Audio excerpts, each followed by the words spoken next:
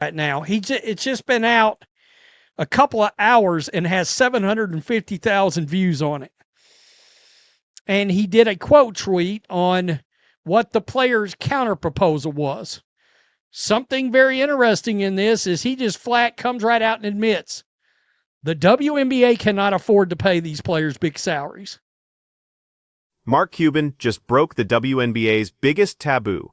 He said out loud what everyone's been dancing around for years. The league can't afford to pay these players, not won't pay them, can't pay them, and his solution? It's so radical that the league already punished a team for trying something similar. This is about to get interesting. Revenue payment for players and change how this entire system is done. Now, here's the problem, and he tries to say that, well, there's college players coming into the league that's giving up a ton of money because they're coming into the league.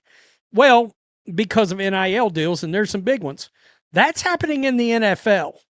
It's happening in all sports, but it's happening even in the juggernaut NFL. For example, 7th round of the NFL draft last year, a University of Texas quarterback named Quinn Ewers decided to declare and come out into the draft. Gets drafted by the Dolphins. Now, in the 7th round, you're getting paid roughly 4 years, $5 million. Let's talk about what Cuban actually proposed, because this isn't just some random billionaire throwing out ideas. This is a guy who owned the Dallas Mavericks for over 2 decades. He's been in those ownership meetings, he's seen the financial statements, he knows exactly how much revenue these teams generate, and more importantly, how much they don't. His solution is essentially this. Let WNBA teams operate like European soccer clubs. Allow local sponsors to pay players directly through NIL-style deals. Create a cap based on years of experience. And here's the kicker. Require a percentage of those deals to go into a revenue-sharing pool, so small market teams don't get completely destroyed. But here's what makes this fascinating. The Las Vegas Aces already tried something like this. They got investigated by the league and sanctioned for supplementing player salaries outside the standard structure.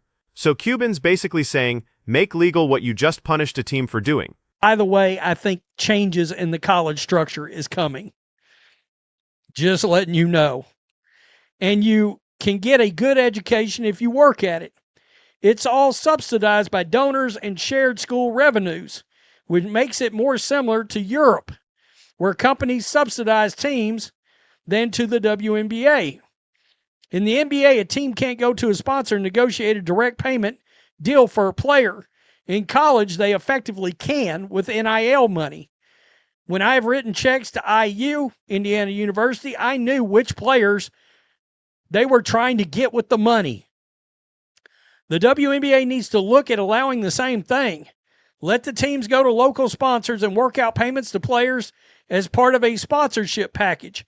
By the way, somebody very astutely in the comments brought up the Las Vegas Aces tried to do something like this, and the league nailed them for it.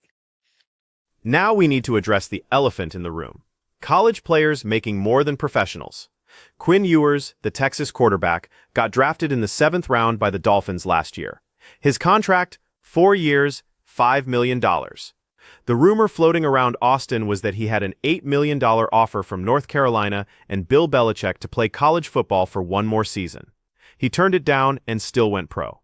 Ty Simpson, Alabama's quarterback, reportedly has a $6.5 million offer on the table from a Big Ten or SEC school right now. He's still declaring for the NFL draft where he'll probably go late 1st round. This isn't unique to women's basketball. Every professional league is dealing with this. When college athletes can make 7 figures through NIL deals, suddenly that rookie contract doesn't look so appealing. Cuban asked several athletic directors what the going rate is for a star player on a power conference women's basketball team. The answer? $500,000 to $1.2 million per year, plus free room and board, plus a free education if you actually want to use it. Compare that to the WNBA rookie salary. Caitlin Clark made $76,000 in her first year from the Indiana Fever. She made $16 million from sponsorships, but that's Caitlin Clark. She's an outlier. Most rookies are taking massive pay cuts to turn pro. And he's just going to admit it, the WNBA can't afford to pay bigger salaries. The WNBA teams don't have the margin dollars from tickets, sponsors, and shared revenue, like TV, to pay bigger salaries using their own cash flow. He just told you the W ain't got the money. Well, all the players keep saying, yeah, they do. Yeah, they do. Yeah, they do. Mark Cuban knows for a fact they do not. Some teams, and let's be real, the Indiana Fever, San Francisco, the Golden State Valkyries, New York Liberty, probably Seattle. I don't know. I know their attendance is good. But I would say you got maybe 3 teams in the whole league, 3, that are probably printing money. The rest of them, I would guess, are losing their ass. Here's where Cuban's plan gets complicated. He admits up front that big market teams will dominate this system. A local Chevrolet commercial in New York is worth significantly more than the same commercial in Phoenix. One player might get $50,000 for a 30-second spot. Another player in a smaller market gets $7,000 for the exact same work. That's the reality of market economics. You can't legislate away the fact that New York has more money than Phoenix. The revenue sharing pool is supposed to balance this out, but we've seen how well revenue sharing works in other leagues. The teams that generate the most revenue resent subsidizing everyone else. The teams receiving the money resent being treated like charity cases. And then there's the competitive balance issue. If the New York Liberty can offer significantly better NIL opportunities than the Dallas Wings, where do you think free agents are going to sign? We already see this in college football with NIL deals. The schools with the richest donor bases are landing the best recruits.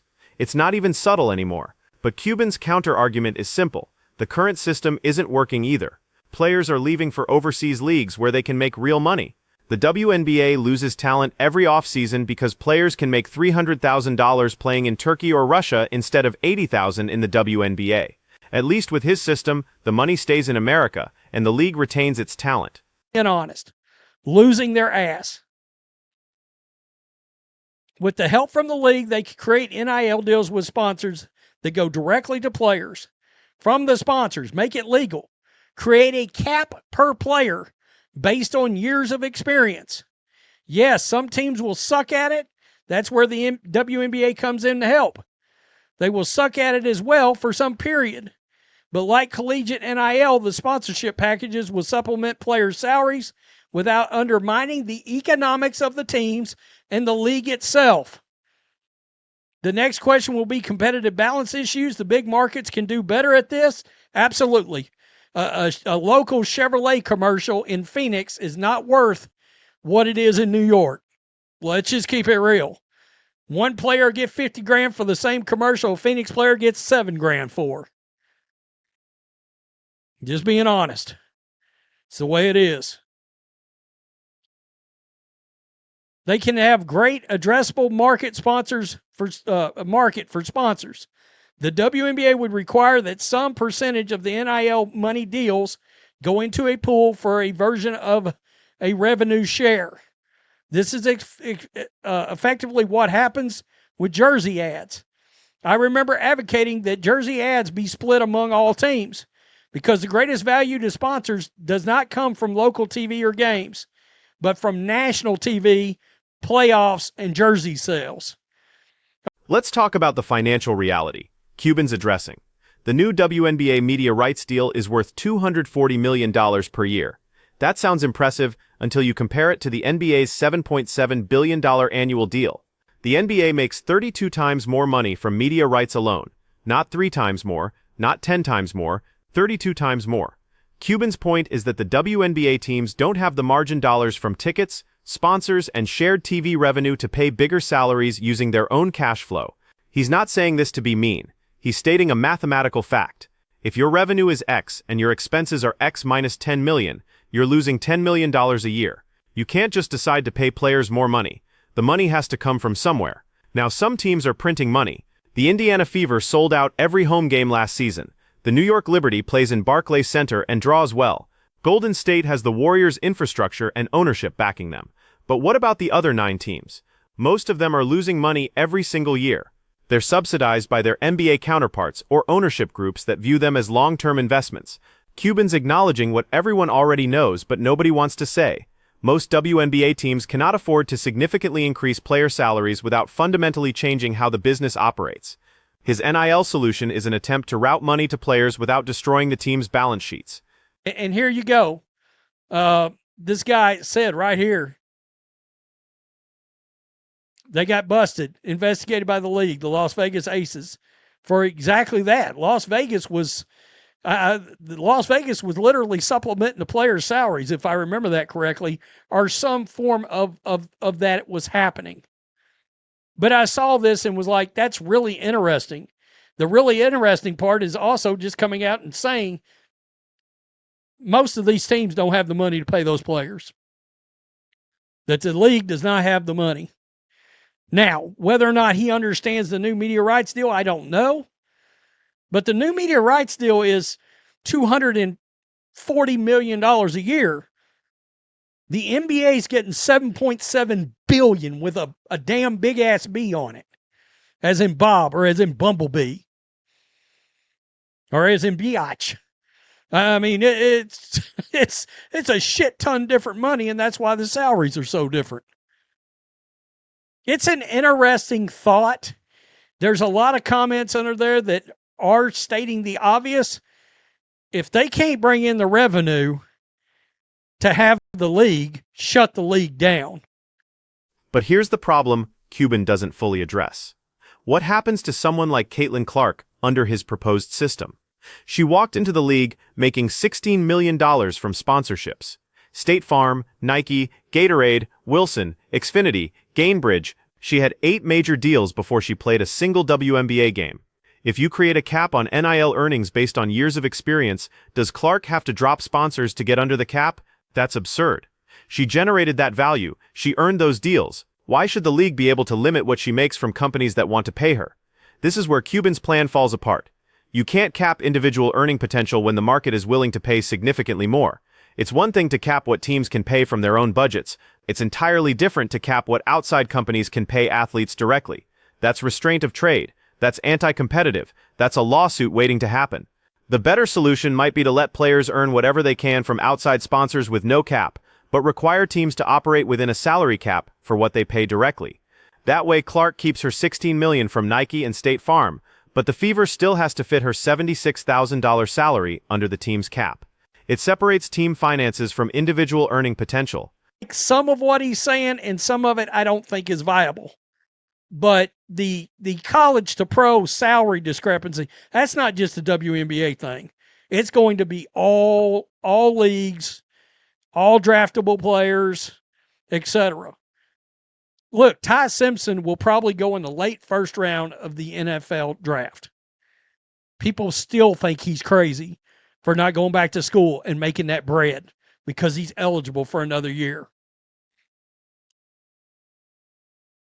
Tell me what you think. I thought this was interesting from a savvy business guy. Can't stand his politics, but he knows he's got plenty of money. He's made plenty of money. I thought this was interesting. Seems to me like the WNBA and the WNBA PA and Mark Cuban all need to get in a room together. Peace. I'm out.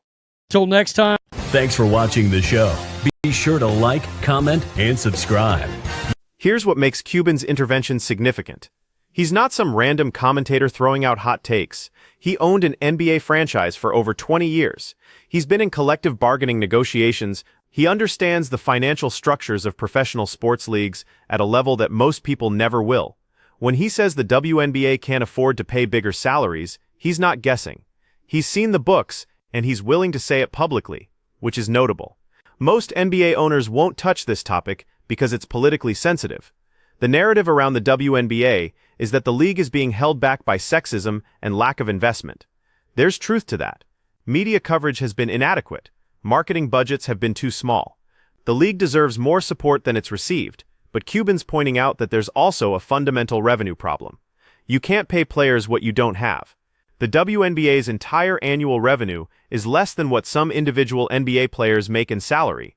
LeBron James makes more per year than the WNBA's entire media rights deal. That's not sexism, that's market economics. The question is whether Cuban's solution actually solves the problem or just creates new ones. Does allowing NIL-style deals actually increase player compensation, or does it just shift who pays the bill? Does it create competitive balance issues that make the league less interesting? Does it open the door to financial manipulation that the league can't effectively police? The Las Vegas Aces situation suggests the league is worried about exactly that. When the Aces were investigated, the concern was that ownership was funneling money to players through side deals that circumvented the salary cap. If you make that legal, how do you prevent teams with wealthy owners from simply outspending everyone else? How do you maintain any semblance of competitive balance? Cuban's response would probably be that competitive balance is already a myth. The same teams win every year in most sports leagues. The salary cap in the NBA doesn't prevent super teams from forming. Players still find ways to team up in desirable markets. At least his system would be honest about the financial realities, instead of pretending that every team is on equal footing. But there's another angle here that's worth considering. What if the WNBA's problem isn't the salary structure at all? What if it's the business model? The league has been around for 27 years and still loses money. At what point do you question whether the model is viable? That's the argument you see in Cuban's comment section. People saying, if the league can't generate enough revenue to pay players competitive salaries, maybe the league shouldn't exist. That's harsh, but it's a legitimate business question. How long do you subsidize a money-losing operation before you admit it's not working? The counter-argument is that the WNBA is still growing. Attendance was up significantly last season, largely because of Caitlin Clark and the rookie class. Viewership for certain games broke records. The league just signed a new media rights deal that's worth significantly more than the previous one. Give it time and the revenue will catch up to the expenses, but that's been the argument for 2 decades. Give it time, be patient, the growth is coming. Meanwhile, players are in their prime earning years making $80,000, while their male counterparts make $8 million for playing the same sport. The patience argument only works for so long before it starts to feel like an excuse. Cuban's solution is trying to thread the needle. Keep the league structure intact, but allow players to access outside money that isn't dependent on team revenue. It's essentially admitting that the league itself can't support competitive salaries, so let's bring in outside capital through sponsorships. The problem is that this has been tried before in other contexts, and it creates massive inequality. The star players get rich, the role players get nothing. You end up with a 2-tier system where 10 players are making millions, and the other 130 are making poverty wages. That's not a solution. That's just making the existing problem more visible. So what's the actual answer? Maybe there isn't one that makes everyone happy. Maybe the WNBA has to choose between competitive balance and player compensation. Maybe teams have to accept that they're going to lose money for the foreseeable future while the league builds its audience. Maybe players have to accept that their earning potential is limited by the revenue their sport generates. Or maybe Cuban's onto something. Maybe the traditional sports league model doesn't work for the WNBA, and they need to get creative. European soccer clubs have operated on a sponsor-based model for decades. Players are paid by the club, but significant additional income comes from personal sponsorships and endorsements. It creates inequality, but it also allows the sport to exist in markets that couldn't otherwise support it. The WNBA and the Players Association are in the middle of CBA negotiations right now. The players have submitted a proposal asking for significantly higher salaries and a larger revenue share. The league is pushing back, saying the money isn't there. Cuban's jumping into this conversation with a third option: change the structure entirely. Whether his solution is the right one, I don't know, but at least he's willing to acknowledge the financial reality that everyone else is dancing around. The WNBA doesn't have the money to pay players what they're asking for. That's not an opinion. That's math. The question is what you do about it. Do you shut down the league? Do you keep subsidizing it indefinitely? Do you restructure how players are compensated? Do you wait for revenue growth to solve the problem naturally? Those are the options. None of them are perfect. All of them have significant downsides. But pretending the problem doesn't exist isn't helping anyone. Cuban's at least trying to propose a solution, even if it's flawed. That's more than most people with his level of expertise are willing to do publicly. So here's the question for you. Is Cuban right? Should the WNBA adopt an NIL-style payment system where sponsors pay players directly, or does that create more problems than it solves? Does it destroy competitive balance? Does it only help the star players while leaving everyone else behind, or is it the only realistic way to get more money to players without bankrupting the teams? Drop your take in the comments, because this is going to be a major storyline as these CBA negotiations continue. And if you want more coverage of the business side of the WNBA, hit subscribe. We're going deep on this stuff all season.